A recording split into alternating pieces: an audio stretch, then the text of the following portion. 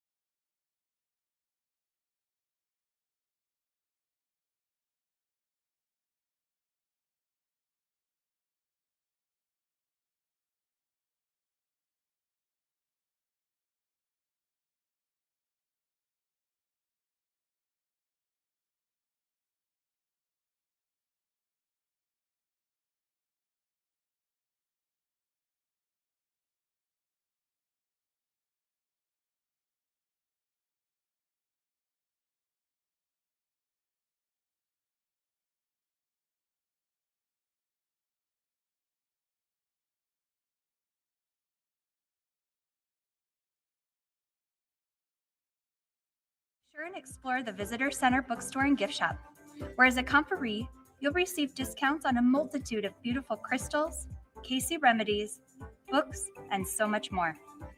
We offer yoga and dance classes through our A.R.E studio, have breathtaking views of the Atlantic Ocean from our third floor meditation room, and have one of the world's largest metaphysical libraries that also houses all 14,308 Edgar Cayce readings on the second floor. As you make your way up the hill, be sure and check out the original hospital building, which is now our full-service health center and spa. We offer reflexology, acupressure, massage, and chiropractic care as a few examples. Be sure to book an appointment and take advantage of one of the many services while here.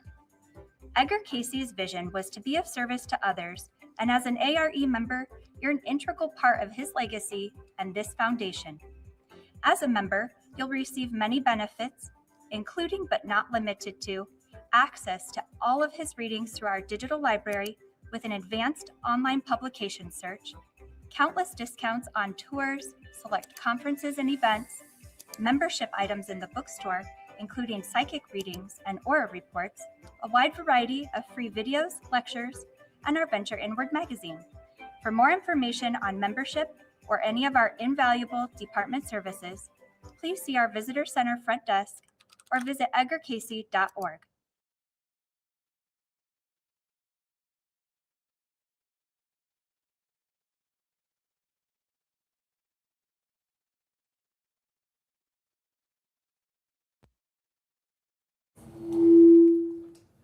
All right, we have a couple of newbies. Welcome. We hope to see you at many more events. I'm Valerie Costa. I'm the conference facilitator here, and we're so happy to have you all join us for this very special event for Conscious Universe with Christopher Naughton.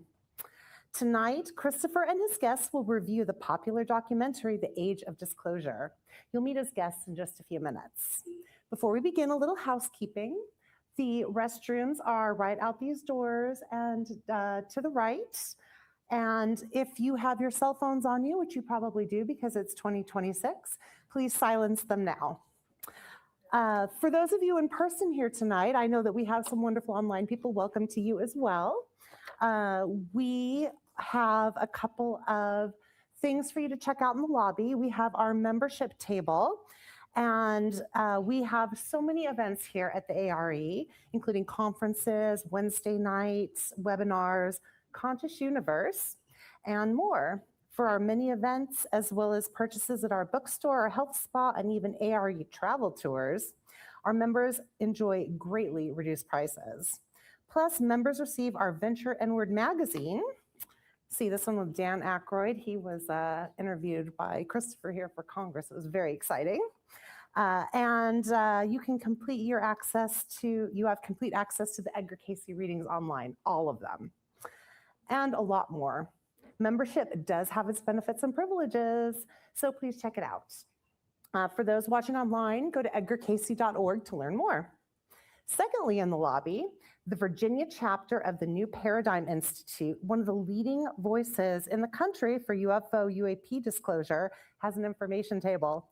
Check them out on your way out. They'd love to talk to you. For those watching online, anywhere in the world, go to newparadigminstitute.org. Daniel Sheehan, who heads up New Paradigm Institute, will join us for a Conscious Universe program in 2 weeks. How exciting. Finally, if you'd like to ask a question of tonight's guests, you should have gotten a note card when you came in. Please raise your hand and pass that to Chrissy Good-Smith. Chrissy, where are you? Oh, there she is. She's right back there. She'll come around and take that when it's time for the questions. And yeah, they'll be read later in the discussion. Now, tonight's program features 2 A.R.E leaders. Christopher Naughton is our CEO and has an extensive background in law, broadcasting, and holistic spirituality. He's the author of the book, America's Next Great Awakening, and is a guest host for the online program, New Thinking Aloud. And if you haven't read Christopher's book, it is really, really great. With him on stage is John Van Auken, Director of Legacy Education at the Edgar Cayce Foundation and editor of Venture Inward magazine. He's been involved in Cayce's work for over 50 years, and is the author of more than 30 books. I'm turning 50 this year, so that's really exciting. I'm as old as you at the Edgar Cayce Center. And he's just an amazing speaker and person to boot, I want to say. So would you please join me in welcoming Christopher Naughton and John Van Auken.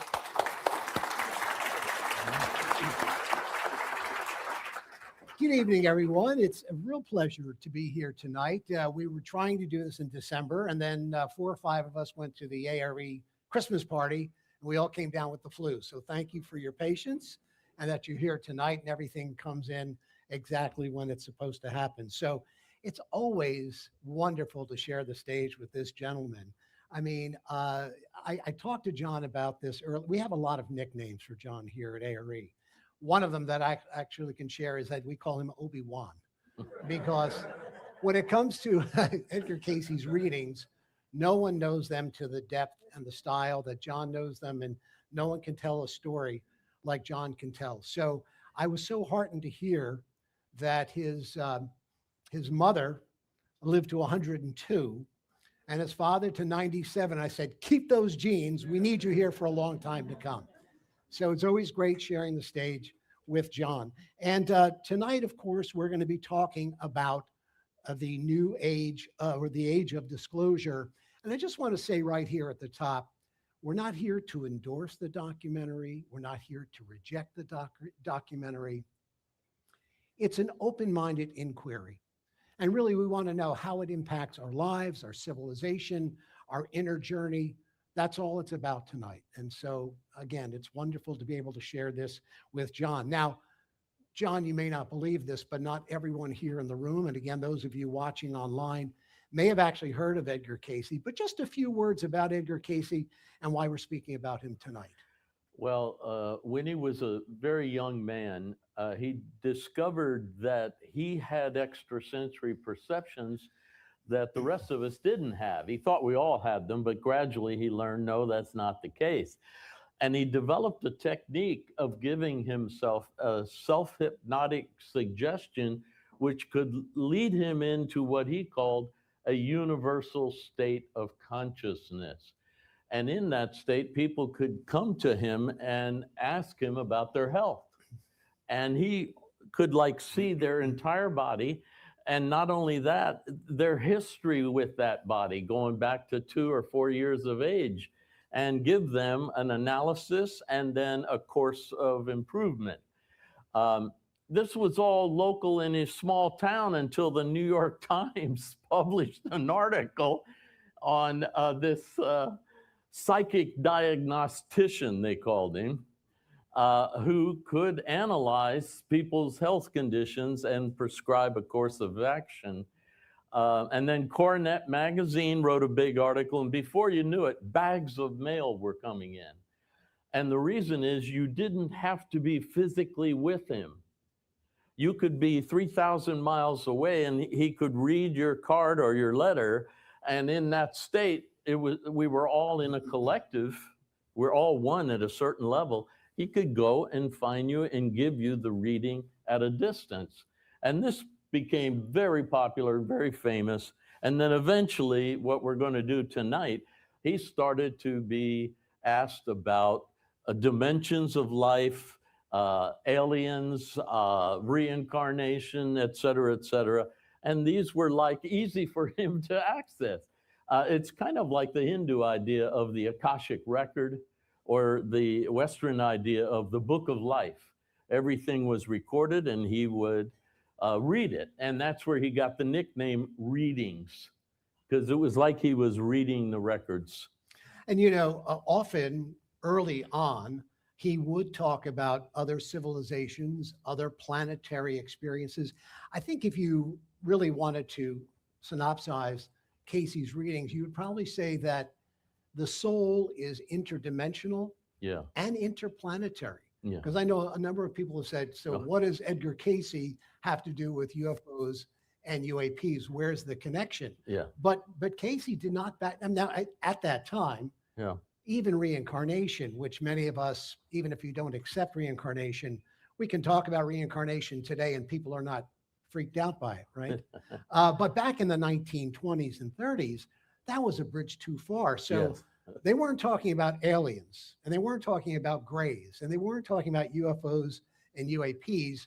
We didn't even have the language for that because Edgar dies in 1945, Yeah. and the terminology flying saucers and UFOs really doesn't become part of our lexicon until 1947 after Roswell. Yeah. But it was so natural to him. He didn't realize what he was telling us was really a little bizarre. Like one lady, he started the reading by saying, "Oh, a Uranian." No, I'm from Minnesota. And another reading, he said, he's in trance, remember? He says, "Oh, you visited Arcturus last night." No, I was in my bed in New Jersey. Your body was, but your mind and soul visited the Stargate Arcturus. Here are a couple. We're just going to flash up just a couple of readings because, John and I could talk all night about that, but we really wanted to lay the groundwork to let you know that there's plenty of information in the Edgar Cayce readings that talks about other dimensions, other planetary experiences, other civilizations. So here's one reading. Man, humanity, people of Earth may become, with the people of the universe, ruler of any of the various spheres through which the soul passes in its experiences. So I think Edgar even said it another time, the people of Earth will eventually meet the peoples of the universe. Yeah, they sure will. And he called us star travelers, but he was talking to our souls. Of course, our physical incarnation, 80 to 100 years, if you can pull it off. But he said within your physical self is this infinite eternal soul, and it can travel through any passages to wherever it longs to pursue, or its karmic energy pushes it toward that direction. And here's another reading as well. Let me get back to that. Let me bring this graphic up slowly. I don't know why it's not locking in. Let me try one more time.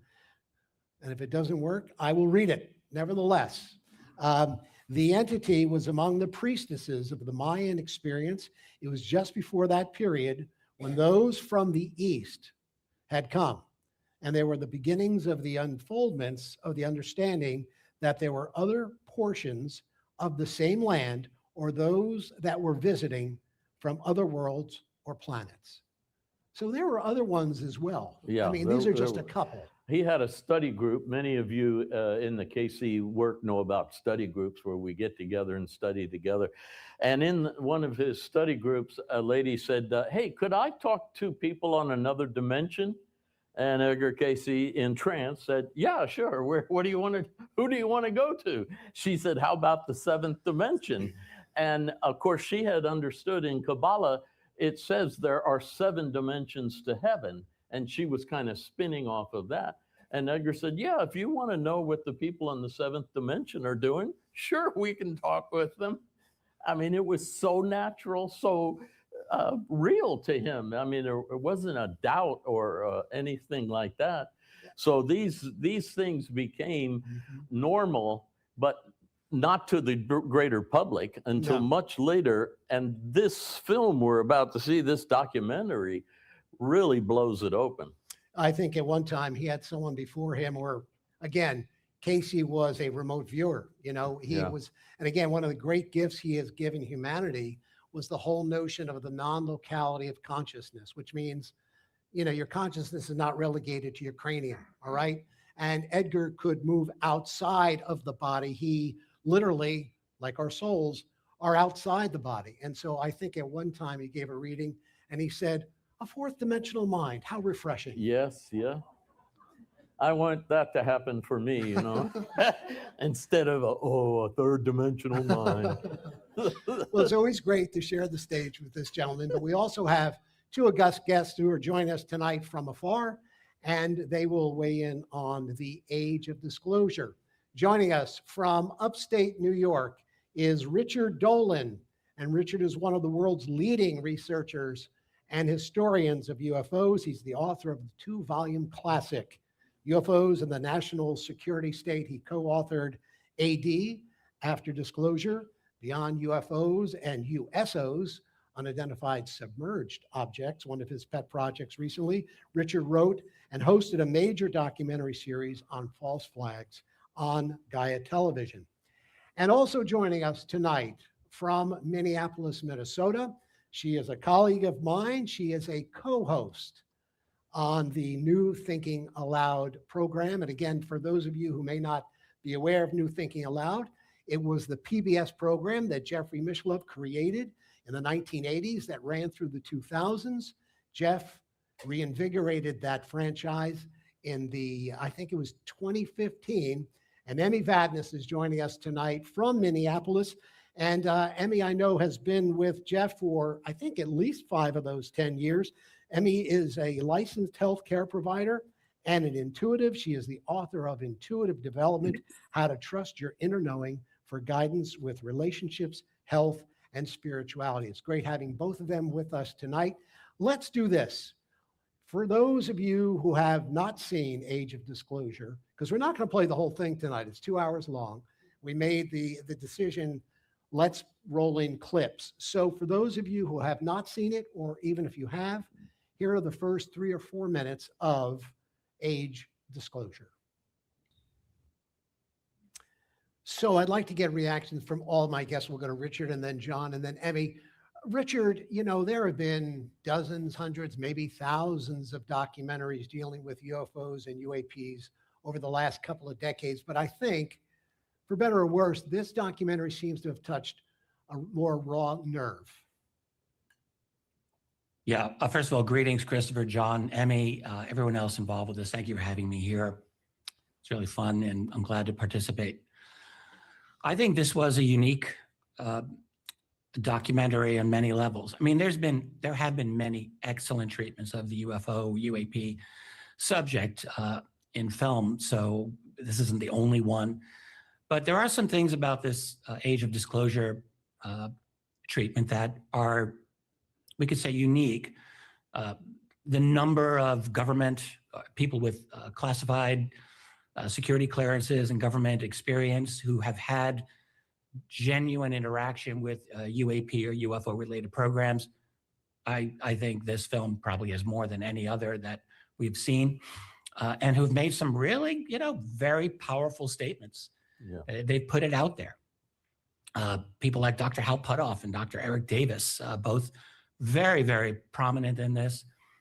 Jay Stratton, Luis Elizondo, and many, many others, I think, have been in a position to understand what is going on within the classified world, at least to some extent on this, because we have to keep in mind, we're dealing with a deeply, deeply compartmented, stovepiped type of a project.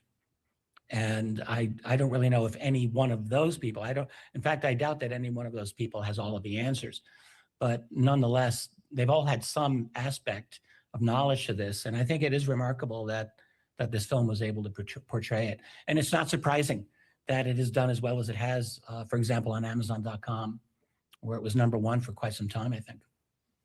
John, I know you had a very similar reaction. Yeah.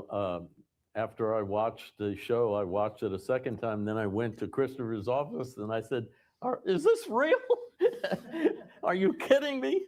I mean, just like you were sharing a minute ago, so many people with clearances, even though they were segmented in different areas, confirmed that they saw real evidence of alien life, alien spacecraft or aircraft. I was amazed. I was really amazed. And Emmy, you and Jeff on New Thinking Aloud cover this and other topics, everything across the spiritual spectrum. We like to say here we cover everything from Jesus to aliens. You folks cover aliens on almost, I wouldn't say a weekly basis, but a monthly basis. Did this documentary move the needle for you and for Jeff? Well, first, I also want to say it's so wonderful to be with you, Christopher, John, and Richard, and to be with everybody here today. I also want to share that I am bringing Jeffrey Mishlov's love and spirit with me today. He is doing well, but he unfortunately is dealing with a health condition that is being taken care of, and he expects to be up fully functioning in the next couple weeks, and maybe he'll be able to join in your follow-up program. I think that, of course, Jeffrey Mishlove was probably the first person I learned about this topic from a more serious perspective when I began watching his program on public television in the 1980s, when he had folks on like John Mack, a psychiatrist from Harvard, who took this topic very seriously versus it being a mental health condition. And he also was involved with the folks at Stanford Research Institute International, and was given a file on a gentleman who claimed to be able to summon UFOs and make PK psychokinetic activities occur. And Jeff studied him for 10 years. And that was Ted Owens. And he wrote a book about it called The PK Man, which is now being made into a film. As far as to answer your question, I would say for myself, I think what it did was it showed that while it's helpful to see that the government, people involved in the government are admitting that there is something going on that many of us have either experienced or suspected for quite a while, they are not the gatekeepers entirely on this whole, what the buzz term is currently known as disclosure. You know, obviously, we would like to touch on some of the history as well. All four of us are really plugged into the history, and then I want to ask Richard about the national security state here in a moment. But let's take a quick look at the cover-up and part of the history behind Roswell. You know, Richard, I appreciated the documentary because of its breadth and scope, but I have to say, I thought it was about too long by about a half hour. And it also had, in my mind, too much emphasis on national security, national security, national security. I think many of us here in this room are looking at what are some of the philosophical and spiritual and cultural implications, but they really hit hard on national security. So you can almost imagine why some people, and I heard from them today, feel like this is just another tool for government information, and be afraid, be very afraid. Yeah, I can understand that objection. I don't quite share it, and I guess I will say why. I started looking into this phenomenon over 30 years ago, and I approached it initially from a national security perspective as well, but my rationale was a little bit different. It was, I'd become aware that there were claims of a UFO cover-up. At that time, I had been doing a lot of study in United States Cold War history. So I was doing I was studying the birth of the CIA and the National Security Act of 1947 and everything related to that, the whole Harry Truman presidency, basically. And, you know, when I became aware that there were these claims of a UFO cover-up from this period of time that I was actively studying, I thought, I don't know if this is true. I don't know if this is not true, but what I don't like is having this huge unresolved question over a field where I was trying to become an expert at that time, wondering, you know, was there something to this? So I looked into it, and I very quickly became persuaded that there was indeed something to it. Reason was that, you know, all of the incredible statements that were made by the individuals in this film in different variations were being made when I was reading declassified documents that had been secret for many, many years. And then in the late 1970s, early 80s, we had the Freedom of Information Act, which started the process of some declassification. So you could read these things. And it was kind of amazing to me. I'm reading about airspace violations by objects described as disc-shaped that did not look like anything that we were supposed to have, that should have existed, that were basically hanging out over Los Alamos, over Oak Ridge in Tennessee, where a lot of nuclear technology was being tested, over many other military key sensitive sites. And so it became obvious to me that this was a national security matter indeed. And why it was interesting was because at the same time, the US government, of course, was telling the world, oh, there's nothing to this. This is all hoaxes. hallucination, misidentification of natural phenomena. People have to remember this was the government position for generations, that there was nothing to UFOs.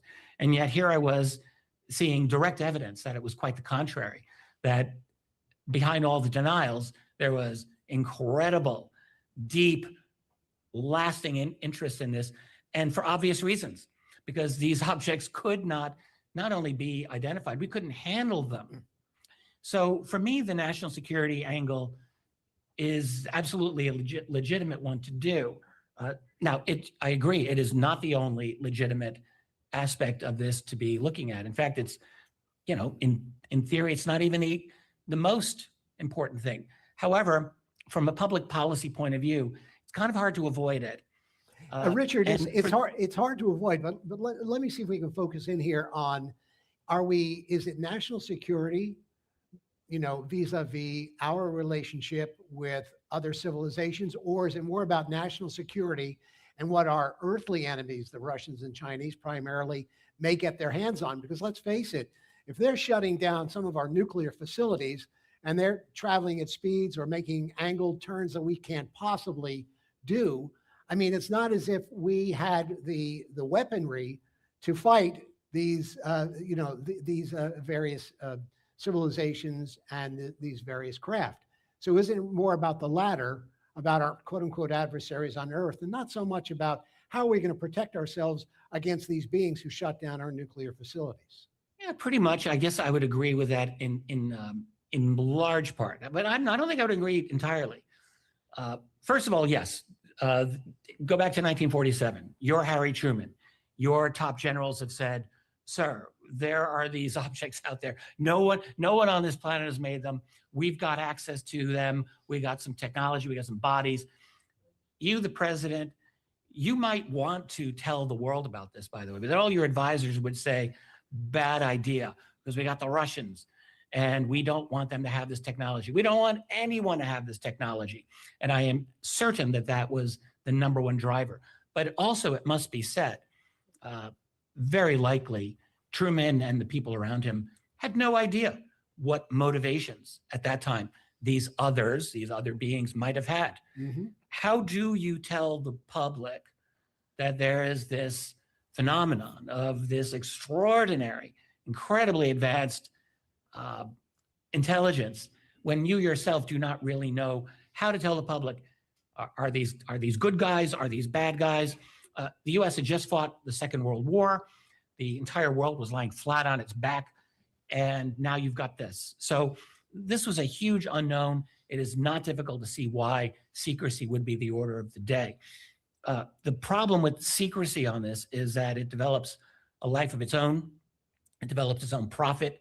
It develops its own reason to be. It develops its own power.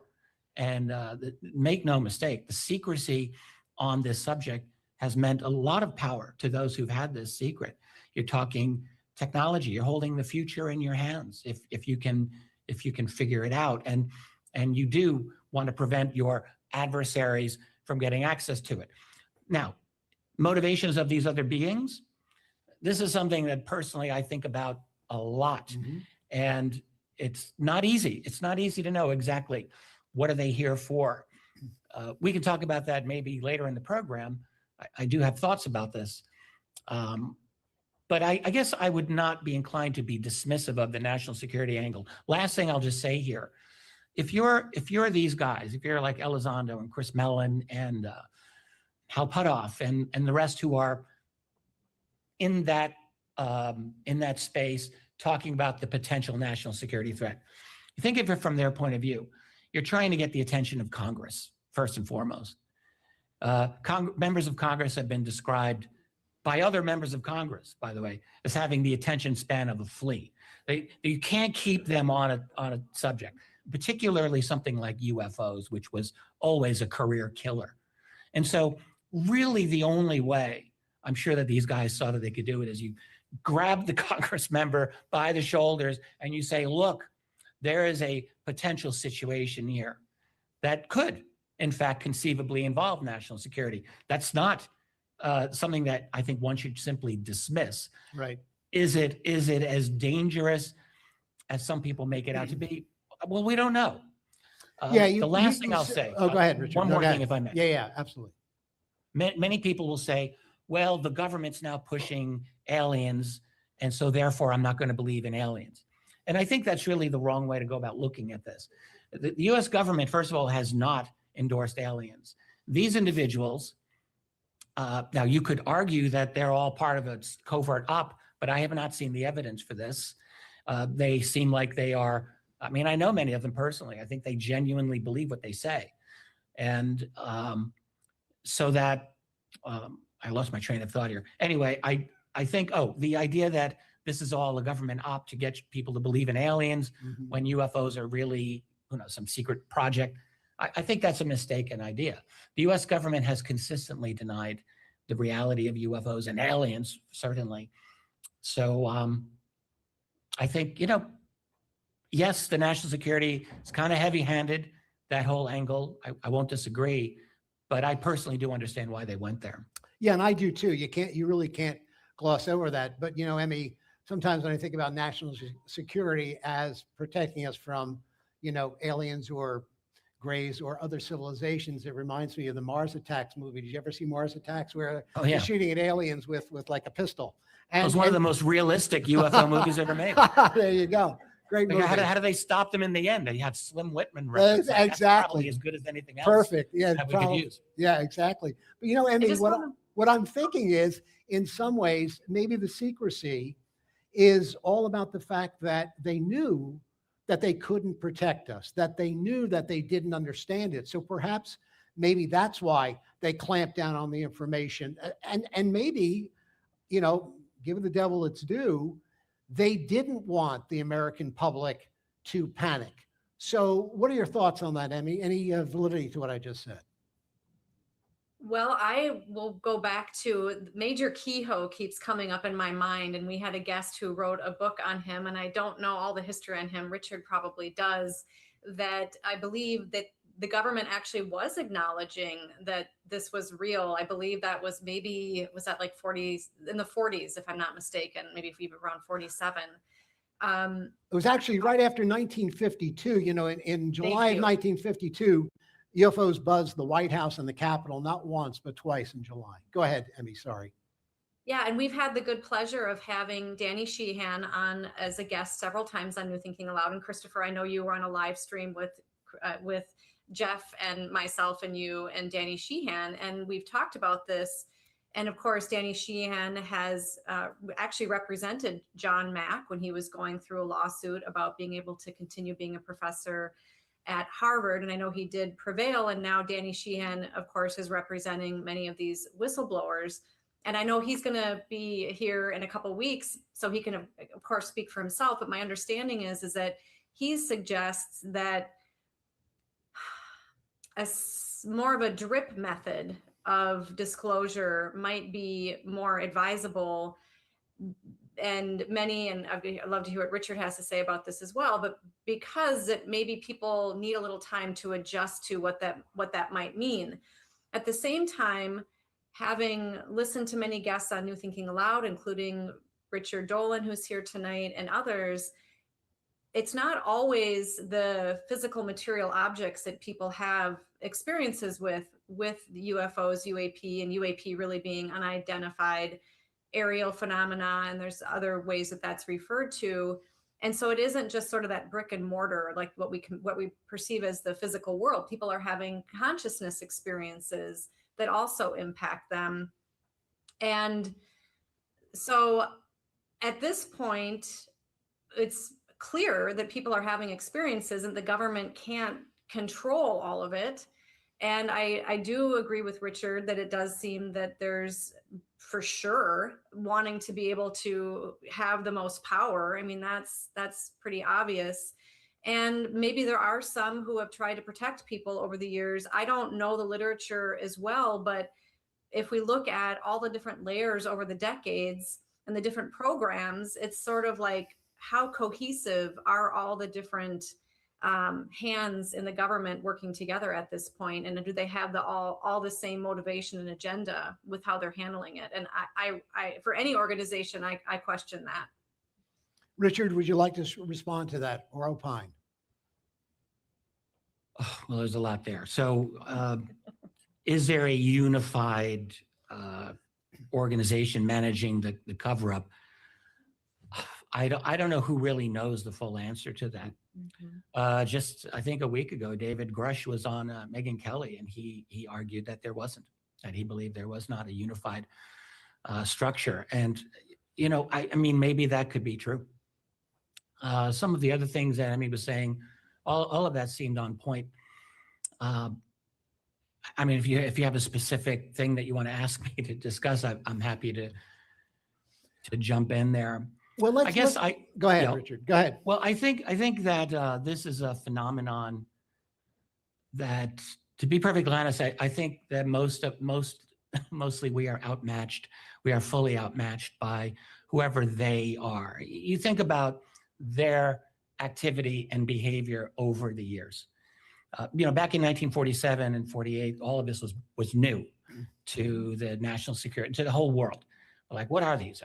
These flying saucers, are they here for the first time? Emmy mentioned Donald Kehoe, and Kehoe was a retired Marine Corps major who was really onto this subject early on, and he, like many people, wondered, this phenomenon, is this the advanced wave of an invasion? This was one very big issue that they were thinking, because they're thinking, hey, we Europeans invaded North America. We did pretty good job of that. Maybe that's what these guys are doing to us. And that was absolutely a big question. Well, what we've seen over the last 75 plus years since then is something more even unsettling, which is a massive phenomenon that is seen around the world every single day, every day, no exceptions, in different places. Often you'll have like a 3 a.m. sighting of an object over your neighbor's house at 200 feet altitude. Doing what? These types of sightings are seen, and what are they? What are they doing?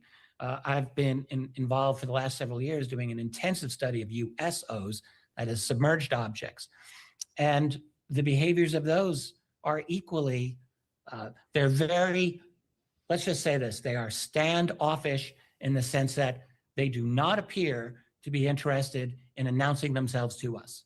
So they don't appear to be interested in landing on the White House lawn and saying, hello, everyone, take me to your leader. They're not doing that. They're not engaging in us except on their terms and only their terms. And I suspect it's because we're really not able, probably, to deal with them in any kind of level of parity.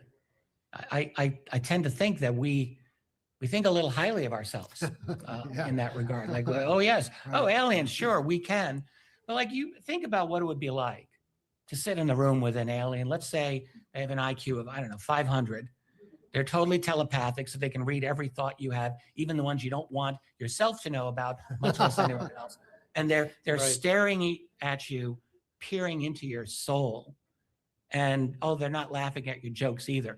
So that's intimidating. And that is a definite possibility of one thing that we're dealing with. So it's not that we, are,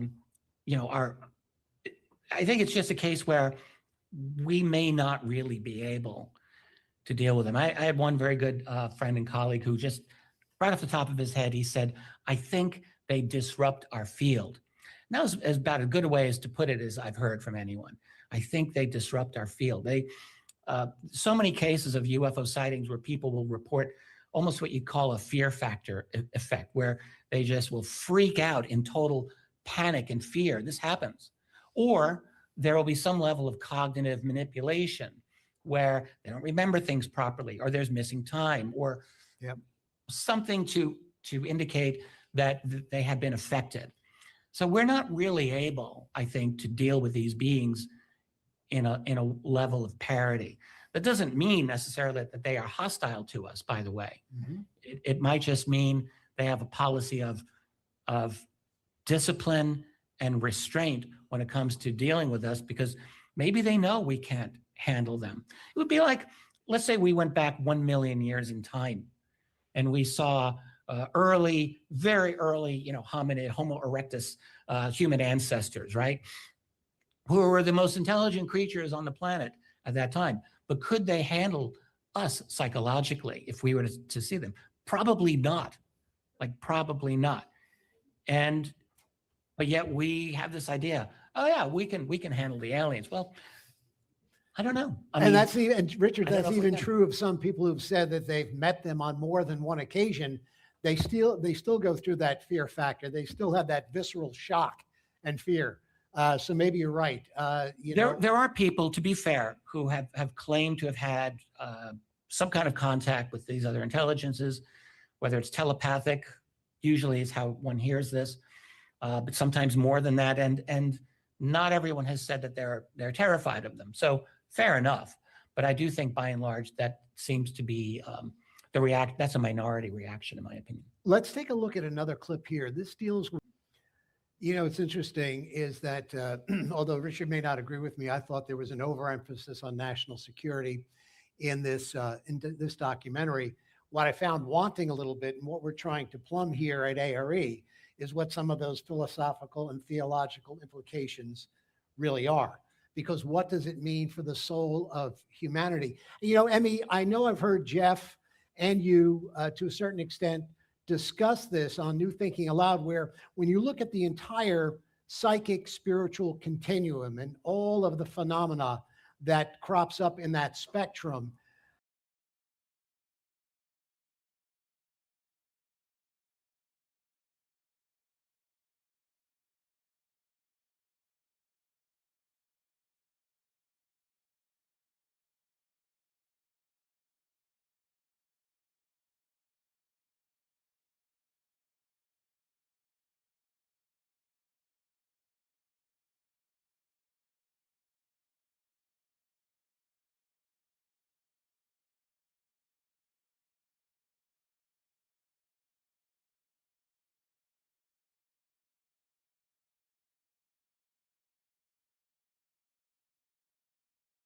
experiences and the full potential of who we are as human beings. And because of that, and because he's a sun sign Sagittarius, I'll let everybody know, he's a great explorer in the third house, which is why he's also probably in the media and has been for 50 years, being on radio and television and now on YouTube as well.